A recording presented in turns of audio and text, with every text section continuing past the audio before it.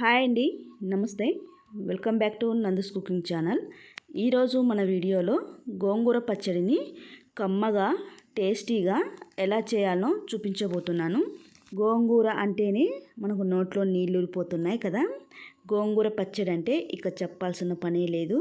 ఈ గోంగూర పచ్చడి వేడి అన్నంలోకి తింటే చాలా బాగుంటుంది కదా. ఈ గోంగూర హెల్త్కి కూడా చాలా మంచిదండి. సో ఈ గోంగూర హెల్త్కి మంచిది కాబట్టి అప్పుడప్పుడు ఇలా చేసుకొని తింటే చాలా మంచిదన్నమాట. నేనైతే ఇక్కడ పల్లెటూరు స్టైల్లో ఈ గోంగూర పచ్చడిని ఎలా చేయాలో చూపించబోతున్నాను. ఇక లేట్ చేయకుండా తయారు విధానం చూద్దాం రండి. స్టవ్ మీద ప్యాన్ పెట్టుకొని అందులోకి 2 టేబుల్ స్పూన్ల వేరుశనగుళ్ళను వేయించుకోవాలి. దోరగా గింజ లోపలి వరకు నిదానంగా చిన్న మంట మీదనే వేయించుకోవాలి. ఈ వేరుశనగ గుళ్ళని లోపలి వరకు వేయించితేనే పచ్చడి టేస్ట్ అనేది చాలా బాగుంటుంది. ఇలా వేయించిన వేరుశనగ గుళ్ళని ఒక మిక్సీ జార్ తీసుకొని అందులోకి వేసుకొని అవి చల్లారే వరకు పూర్తిగా పక్కన పెట్టి ఉంచండి. ఆలోపు అదే కడాయిలోకి 1 టేబుల్ స్పూన్ ఆయిల్ వేయండి. ఆయిల్ హీట్ అయిన తర్వాత ఇందులోకి ఒక 10-15 పచ్చిమిర్చిని సన్నగా కట్ చేసి ఇందులోకి వేసుకున్నాను. అలాగే ఒక మీడియం సైజు 3 టమాటాలను ముక్కలుగా కట్ చేసుకొని వీటిని కొంచెం నూనెలో ఫ్రై చేసుకోవాలి. అలాగే చిన్న కట్టలైతే 4, పెద్ద కట్టలైతే 2 తీసుకున్నాను. ఆకులని శుభ్రంగా క్లీన్ చేసి వాష్ చేసి ఇందులో వేయండి. గోంగూర పచ్చడికి ఎప్పుడైనా కారం, ఉప్పు 2 సరిపోతే టేస్ట్ చాలా బాగుంటుందండి. సో ఇప్పుడు మూత పెట్టేసి వీటిని మధ్యలో కలుపుకుంటూ టమాటాలు, గోంగూర, పచ్చిమిరపకాయలు వీటిని నూనెలో బాగా మగ్గేంత వరకు మగ్గించుకోండి. చిన్న మంటలోనే పెట్టుకొని మగ్గించుకోండి. ఇలా అన్నీ కూడా పూర్తిగా సాఫ్ట్గా మగ్గేంత వరకు మగ్గించుకోవాలి.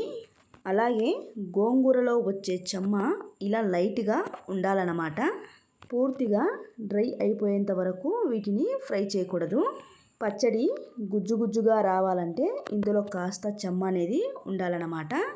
ఇప్పుడు స్టవ్ ఆఫ్ చేసి ప్యాన్ని పక్కన పెట్టుకొని పూర్తిగా చల్లారనిద్దాం. ఫస్ట్ మనము మిక్సీ జార్లో తీసుకున్న వేరుశనగ గుళ్ళని వీటిని గ్రైండ్ పౌడర్ లాగా గ్రైండ్ చేసుకోండి.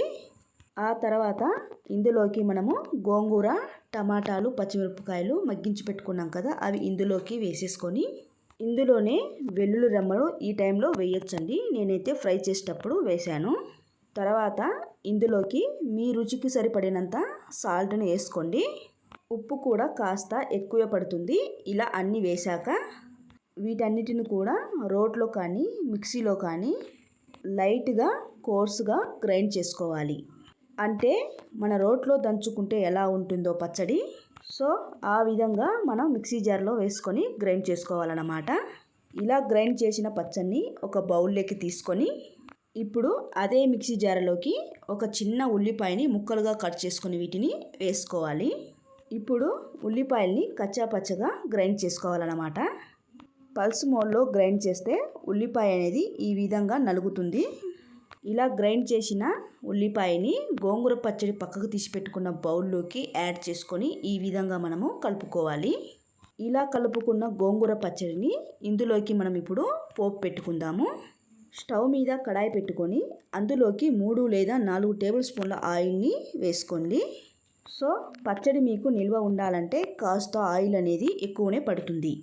అప్పటికప్పుడు వాడుకోవాలి అంటే గనక తాలింపు లేకపోయినా ఈ పచ్చడిని అలానే డైరెక్ట్గా అన్నంలోకి మనం తినేయచ్చు. అలాగే ఇందులోకి జీలకర్ర, ఆవాలు, మినపప్పు, శనగపప్పును వేసి వేయించుకోవాలి. అలాగే కొంచెం కరివేపాకును, ఒక 4-5 ఎండుమిర్చిని వేసుకొని వీటిని లైట్ బ్రౌన్ కలర్ వచ్చేలాగా వీటిని మనము వేయించుకోవాలి.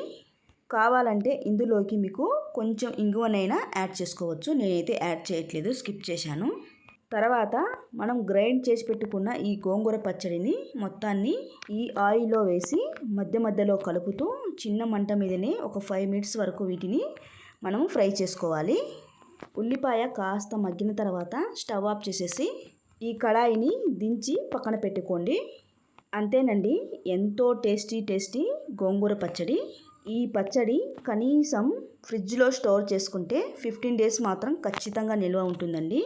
వేడి వేడి అన్నంలోకి ఈ గోంగూర పచ్చడి వేసుకొని తింటుంటే అమృతమే.